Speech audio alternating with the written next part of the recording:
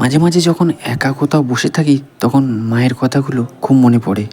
মা ছোটোবেলায় বলতো, যখন কাউকে ভালোবাসবি তাকে সম্মান করবি, কারণ ভালোবাসাটা তোর হলেও শিক্ষাটা আমাদের দেওয়া।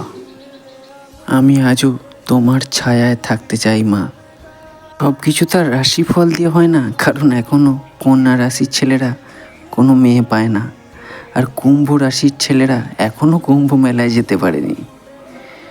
সিংহ রাশির মানুষগুলোকে এখন কুত্তায় তাড়া করে।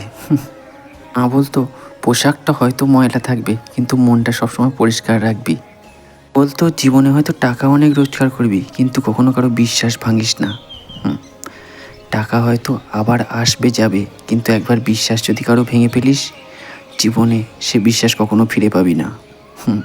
আজ বর্তমানে অনেক শৌখিনতা বেড়েছে, কিন্তু মায়ের কথাগুলো যেন কুড়ে কুড়ে খায়। হাই, আমি সুমন, আজকে টাটা।